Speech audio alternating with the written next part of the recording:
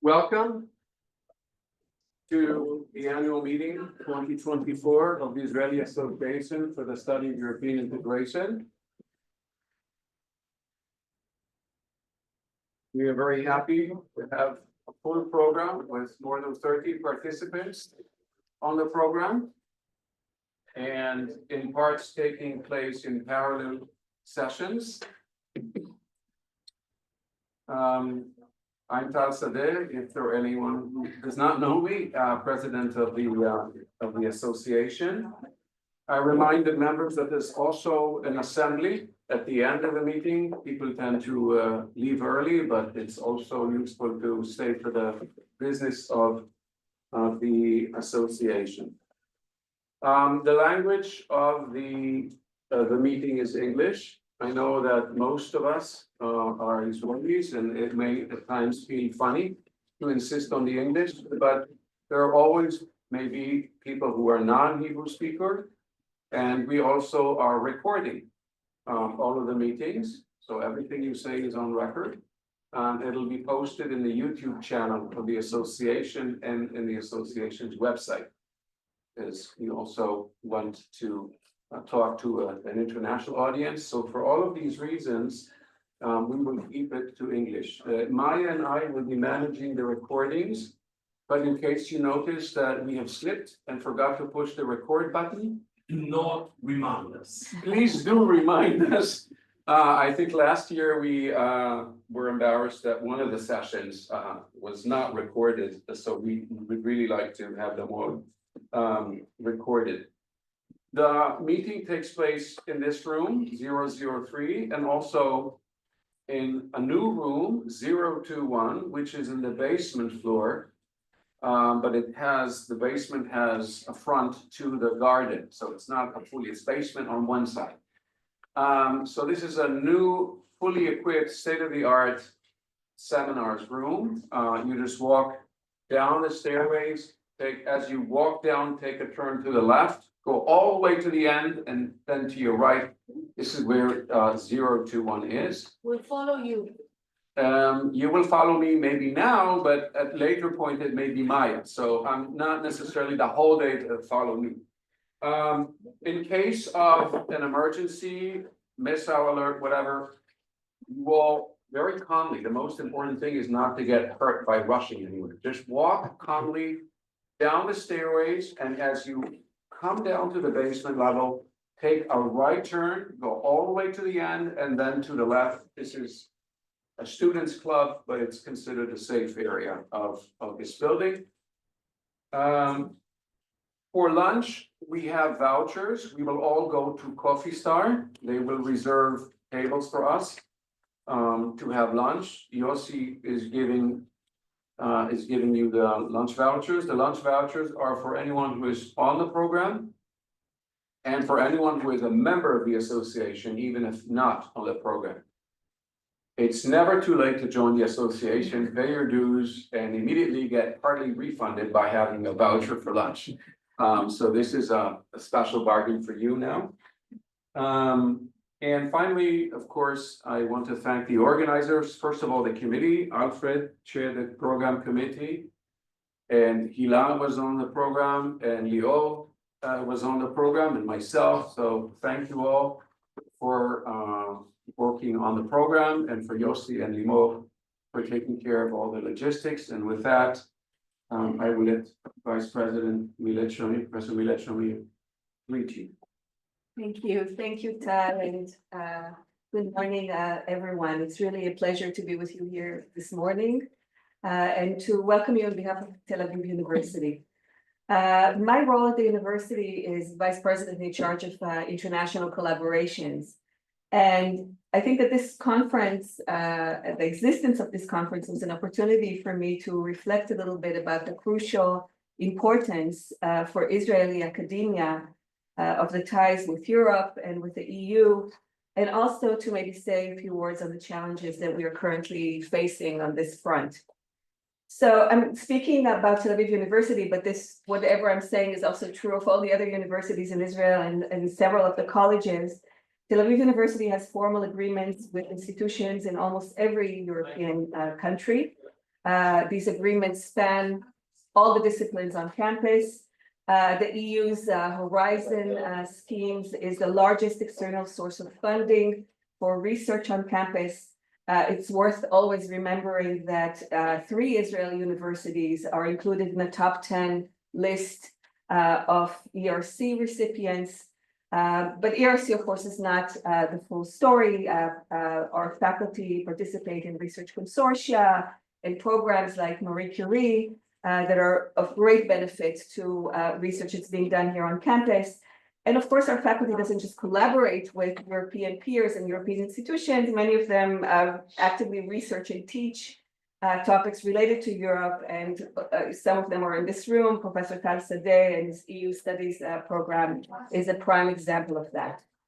I'll also mention that Tel Aviv University, like other universities in Israel, also holds dozens of Erasmus agreements, and thanks to these and other types of exchange programs, we're able to send around 200 of our students each year to the EU for a semester abroad. And European students come here, and this is something that surprised me when I was looking at the data last night. But even though this is a time of war, and even though there are very strict travel restrictions to Israel now that the universities in Europe uphold, we have around 400 European students on campus at this moment from over 25 countries. So, despite the difficulties, this is still a very active and lively presence.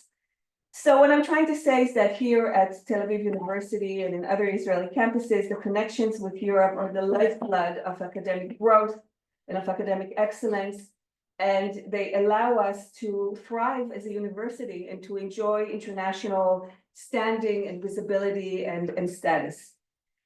So it's with this in mind that I want to say a word about our need to be concerned now over the wave of boycotts that are putting strain on Israeli academic ties with Europe. I like what we're seeing in the United States, which is that there are a lot of acts of boycott, but these tend to be individually motivated by individual faculty members. In Europe, we have been seeing since the last spring what to me is a very worrying trend of institutionally initiated or institutionally mandated boycotts of Israeli universities. For example, as I'm sure many of you know, a few months ago, the Conference of Spanish University Rectors announced its intention to sever ties with Israeli academia, and this led in effect to the termination of agreements that we have with several Spanish universities, including Erasmus exchanges. We actually had to cancel students who were going to go to Spain and couldn't. In Belgium, several universities have been actively seeking to exclude Israeli researchers from EU-funded consortia. And this move, it directly contravenes the EU directives, the Commissioner's directives about lack of discrimination on the basis of national identity, but that doesn't prevent universities from trying to oust our researchers from consortia. We at Tel Aviv University received notices of cancellation of agreements because of the boycott, not just from Spain and from Belgium, but also from the Netherlands, from Norway, from Finland, from Italy, and from Slovenia. And the most concerning impact of these institutional actions is really the chilling effect that they create. They discourage faculty, even faculty who are not politically engaged or motivated, from collaborating with us, and they also tend to silence voices who oppose academic boycott since they are institutionally directed. Now, of course, we at the Israeli universities are not standing idly by in response to this challenge. VERA, the Association of Israeli Research Universities, has established a national task force headed by Emmanuel Nachshon, who some of you may know, who used to be the ambassador to Belgium and had other important roles in the Ministry of Foreign Affairs, and he heads a task force to address this threat. And together we've been working through legal means, as well as through lobbying, through advocacy, through public diplomacy, to try to mitigate the effects of these waves of boycott. We're building on the support of our friends in Europe, first and foremost, the German universities and German research networks that have been really steadfast in their determination to support Israeli academia in light of these boycotts. Just last week, you may know, Max Planck opened an office in Jerusalem, and this is really to underscore their long-term commitment to Israeli science. But all this is not enough. We need to empower our faculty, our colleagues, to engage even more actively with Europe precisely at this moment. We need, for example, to encourage our colleagues to assume leadership roles in professional organizations, in boards of periodicals, in editorial positions, in publishing houses, and it's so that they can advocate for collaboration rather than withdraw in the face of pressure. This is not the time to retreat. It is time to reaffirm and expand the networks that sustain and strengthen us. A European collaboration remains indispensable to Israeli academia, and we must find ways to navigate the current challenges while continuing to research and to teach and to learn together with our European colleagues. For this and for many other reasons, the knowledge generated about European integration and European Israel ties by the participants of this conference is more timely and important, I think, than perhaps ever. Your expertise is very much needed at this moment, and I have every confidence that the insights and the discussions that you will generate here today will contribute meaningfully to shaping our collective future in Israeli academia. And so my great thanks to the organizing committee, to Tal, to Alfred, to everybody else who led the organization. And I wish you all a fruitful and inspiring conference. Thank you. Thank you, Neil. And now, my dear friend and mentor of many years, founder of the association, Professor Alfred Tobias. Thank you. Good morning. I am so happy to greet you once more. We created this association in 1992, so we are an old association by now, and developing nicely.